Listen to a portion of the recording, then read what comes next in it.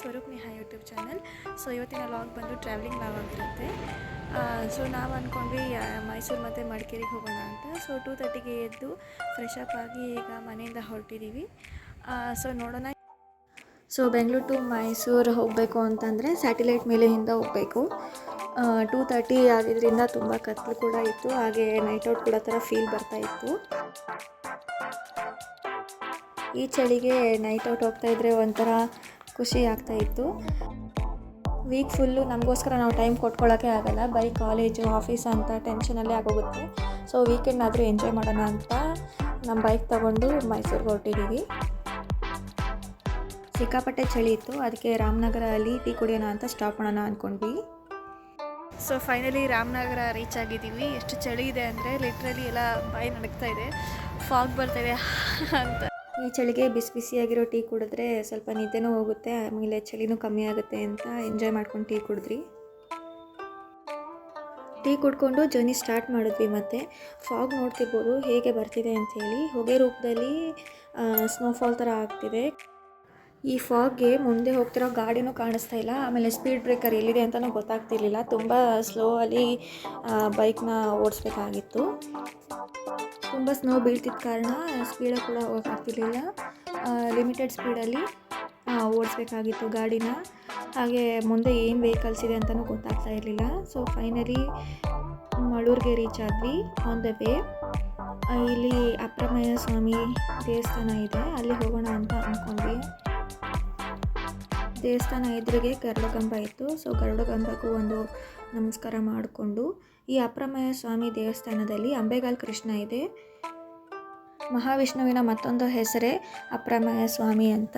ಇಲ್ಲಿ ಮಹಾವಿಷ್ಣುವಿನ ರೂಪದಲ್ಲಿರುವ ಕೃಷ್ಣ ಇರೋದು ದೊಡ್ಡಮಳ್ಳೂರು ಅನ್ನೋ ಊರಿನಲ್ಲಿ, ಚನ್ನಪಟ್ಟಣ ತಾಲೂಕಿನಲ್ಲಿ ಈ ದೇವಸ್ಥಾನ ಇದೆ. ಈ ದೇವಾಲಯದಲ್ಲಿ ಶ್ರೀಕೃಷ್ಣ ಶಂಖ ಚಕ್ರ ಗದೆ ಹಿಡಿದು ನಿಂತಿರುವ ಬಗೆಯಲ್ಲಿದೆ. ಭಾರತೀಯ ಸಂಸ್ಕೃತಿನ ಎತ್ತಿ ಹಿಡಿಯೋದೇ ಈ ಸ್ಕಲ್ಪ್ಚರ್ಸ್. ಆಗಿನ ಕಾಲದ ಶಿಲ್ಪಿಗಳು ಎಷ್ಟು ಮಹತ್ವ ಟೈಮ್ ಕೊಟ್ಟು ಈ ಥರ ಕಂಬಗಳನ್ನೆಲ್ಲ ಕೆತ್ತಿರ್ತಾರೆ. ಇದಾದಮೇಲೆ ಆ ದೇವಸ್ಥಾನದ ಆವರಣದಲ್ಲಿ ತುಳಸಿ ಕಟ್ಟೆ ಇದೆ. ತುಳಸಿ ಕಟ್ಟೆ ಇದ್ದರೆ ಒಂದು ಪಾಸಿಟಿವ್ ವೈಬ್ಸ್ ಕೊಡುತ್ತೆ.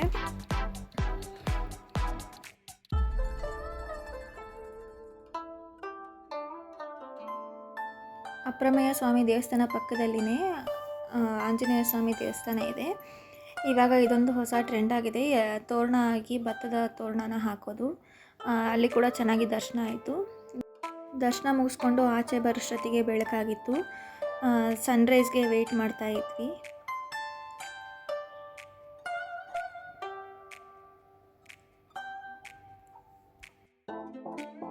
ನಮ್ಮ ಬೈಕ್ ಅಕ್ಕಪಕ್ಕದಲ್ಲಿ ಬರೋ ಬೈಕರ್ಸ್ಗೆಲ್ಲ ಹಾಗೆ ನಾವು ಟಕ್ಕರ್ ಕೊಡ್ಕೊಂಡು ಮುಂದೆ ಹೋಗ್ತಾ ಇದ್ವಿ.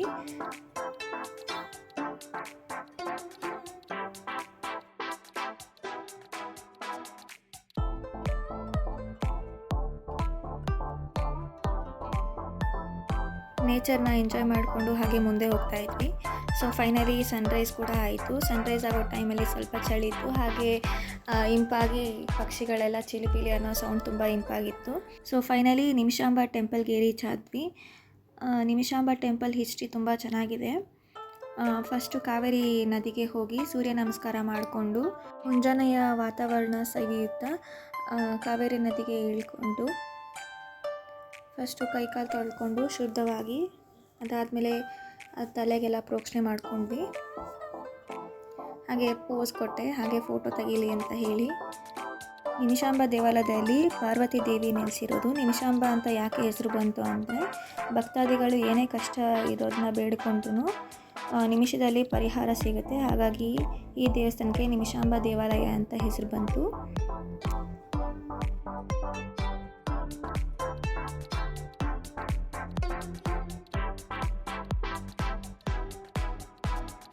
ಹಾಯ್, ಇವಾಗ ನಾವು ನಿಮಿಷಾಂಬ ದೇವಸ್ಥಾನಕ್ಕೆ ಬಂದಿದ್ದೀವಿ. ಇದು ಕಾವೇರಿ ನದಿ.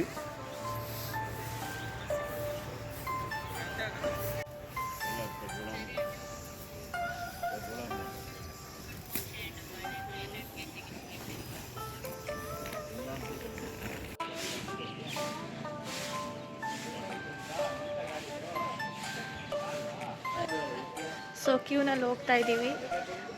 ಸದ್ಯ ರಶ್ ಇಲ್ಲ, ಖಾಲಿಯಾಗಿದೆ. ನೋಡೋಣ ದರ್ಶನ ಬೇಗ ಆಗುತ್ತಾ ಅಥವಾ ಒಳಗಡೆ ಜನ ಇದ್ದಾರಾ ಅಂತ ಗೊತ್ತಿಲ್ಲ. ಸೊ ನಿಮಿಷಾಂಬ ಟೆಂಪಲಲ್ಲಿ ತುಂಬ ಚೆನ್ನಾಗಿ ದರ್ಶನ ಆಯಿತು, ರಶ್ ಇರಲಿಲ್ಲ. ಹಾಗೆ ಧನುರ್ಮಾಸ ಅಲ್ವಾ, ಒಳ್ಳೆ ದರ್ಶನ ಆಯಿತು.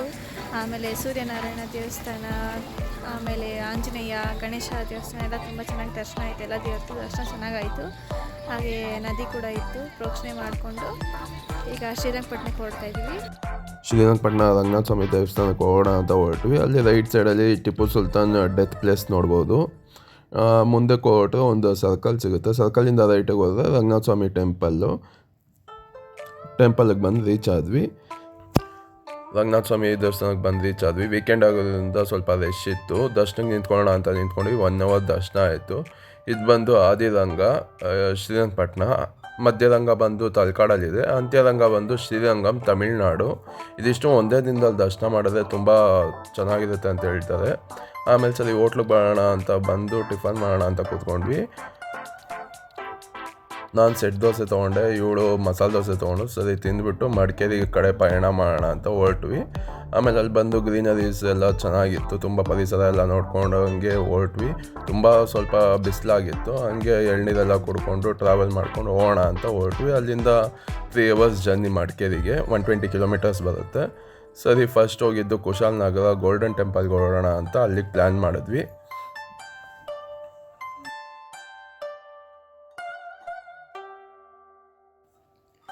ಇದು ಬಂದು ಗೋಲ್ಡನ್ ಟೆಂಪಲ್. ಇದು ಬಿಲ್ಡ್ ಮಾಡಿರೋದು ಟಿಬೆಟಿಯನ್ಸ್ ಅವರು. ಫಸ್ಟು ಶಾಪ್ಗೆ ವಿಸಿಟ್ ಮಾಡಿದ್ವಿ.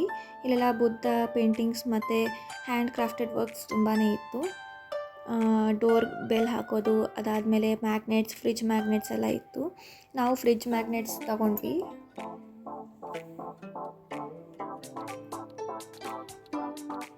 ಯಾರಿಗೆಲ್ಲ ಈ ಥರ ಫ್ರಿಜ್ ಮ್ಯಾಗ್ನೆಟ್ಸ್ನ ಕಲೆಕ್ಟ್ ಮಾಡೋ ಅಭ್ಯಾಸ ಇದೆ ಅವರೆಲ್ಲ ಕಮೆಂಟ್ ಮಾಡಿ. ನೆಕ್ಸ್ಟು ಟೆಂಪಲ್ಗೆ ವಿಸಿಟ್ ಮಾಡೋಣ ಅಂತ ಹೋಗ್ತಾ ಇದ್ವಿ. ಈ ಎಂಟ್ರೆನ್ಸ್ ಬಂದು ಮಹಾಸ್ತಂಭ ದ್ವಾರ ಅಂತ ಹೇಳ್ತಾರೆ. ಇದನ್ನ ಬಿಲ್ಡ್ ಮಾಡಿರೋದು 1963ನಲ್ಲಿ. ಚೈನಾ ಲಾಸ್ಟ್ ಯುದ್ಧ ಮಾಡೋವಾಗ ಟಿಬೆಟಿಯನ್ಸ್ ಎಲ್ಲ ಬಂದು ಭಾರತಕ್ಕೆ ಸೆಟ್ಲ್ ಆಗ್ತಾರೆ. ಆಗ ಸ್ವಲ್ಪ ಜನ ಟಿಬೆಟಿಯನ್ಸ್ ಬಂದು ಮೈಸೂರಲ್ಲಿ ನೆಲೆ ಊರಿ ಅವರ ಟಿಬೆಟಿಯನ್ ಟೆಂಪಲ್ನ ಇಲ್ಲಿ ಸ್ಥಾಪನೆ ಮಾಡ್ತಾರೆ.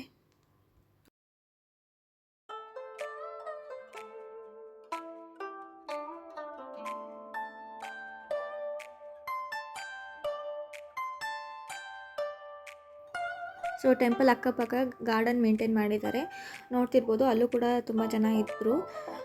ಬೆಳಗ್ಗೆ ಅಷ್ಟು ಚಳಿ ಇದ್ದರೆ ಇಲ್ಲಿ ಮಧ್ಯಾಹ್ನ ಆಗೋಷ್ಟರಲ್ಲಿ ತುಂಬ ಬಿಸಿಲಾಗಿತ್ತು. ಇಲ್ಲಿ ಎಲ್ಲ ಥರ ಕ್ಯಾಸ್ಟ್ ಅವರು ಬರ್ಬೋದು, ಯಾರಿಗೂ ಏನೂ ರೆಸ್ಟ್ರಿಕ್ಷನ್ಸ್ ಏನಿಲ್ಲ. ಸೊ ಇದೇ ಅವರ ಟೆಂಪಲ್ ಎಂಟ್ರೆನ್ಸ್.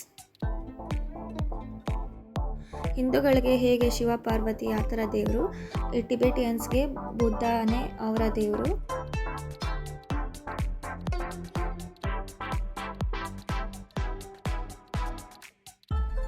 ಟಿಬೆಟಿಯನ್ಸ್ ಈ ಥರ ದೀಪ ಹಚ್ಚೋದ್ರಿಂದ ಅವರ ಪೂರ್ವಜರಿಗೆ, ಅಂಗವಿಕಲರಿಗೆ ಮತ್ತು ಬಡವರಿಗೆ ಎಲ್ಲ ಒಳ್ಳೆಯದಾಗುತ್ತೆ ಅನ್ನೋದು ಅವರು ನಂಬಿಕೆ.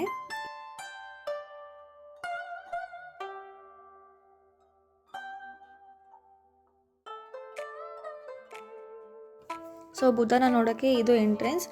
ಹಾಗೆ ಅವರ ಭಾಷೆಯಲ್ಲಿ ಲಿಪಿಗಳನ್ನೆಲ್ಲ ಬರೆದಿದ್ದಾರೆ.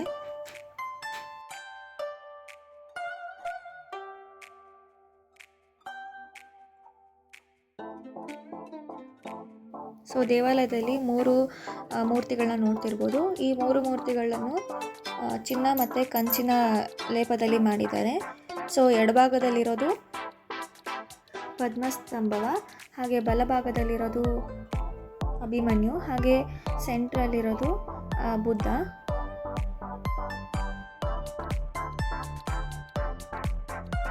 ಸೊ ಇದಾಗಿತ್ತು ಗೋಲ್ಡನ್ ಟೆಂಪಲ್ನ ವಿಶೇಷಗಳು. ಕುಶಾಲನಗರಲ್ಲಿರುವಂತಹ ಗೋಲ್ಡನ್ ಟೆಂಪಲ್ನ ಯಾರ್ಯಾರೆಲ್ಲ ವಿಸಿಟ್ ಮಾಡಿದ್ದೀರಾ ಕಮೆಂಟ್ ಮಾಡಿ.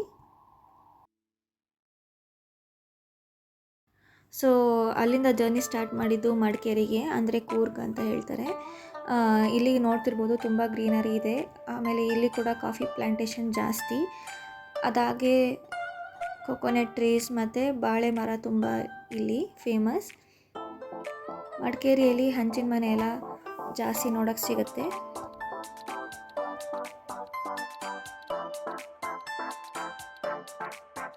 ಮಡಿಕೇರಿಯಲ್ಲಿ ಸ್ಪೆಷಲ್ ಏನು ಅಂತ ಅಂದರೆ ಘಾಟ್ ಸೆಕ್ಷನ್.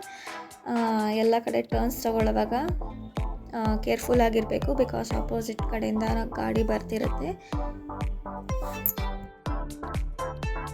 ನಾವು ಸ್ಟೇಗೆ ಅಂತ ಹೇಳಿ ಆನ್ಲೈನಲ್ಲೇ ಹೋಟೆಲ್ನ ಬುಕ್ ಮಾಡ್ಕೊಂಡಿದ್ವಿ. ಅಲ್ಲೇ ಹೋಗಿ ಬುಕ್ ಮಾಡ್ಕೊಳ್ಳೋಣ ಅಂತಂದರೆ ವೀಕೆಂಡ್ ಆಗಿದ್ದರಿಂದ ತುಂಬ ರಶ್ ಇರುತ್ತೆ ಅಂತ ಮಡಿಕೇರಿಗೆ ಹೋಗಬೇಕು ಅಂತ ಡಿಸೈಡ್ ಆಗಿದ ತಕ್ಷಣವೇ ರೂಮ್ನ ಬುಕ್ ಮಾಡ್ಕೊಂಡ್ವಿ, ಸೊ ದಟ್ ಅಲ್ಲಿಗೆ ಹೋಗಿ ಯಾವುದೇ ಗಡಿಬಿಡಿ ಆಗಬಾರ್ದು ಅಂತ.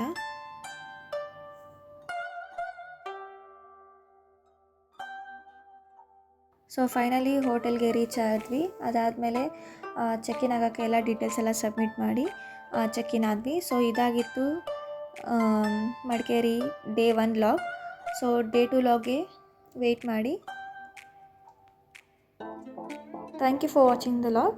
Keep subscribing. Thank you.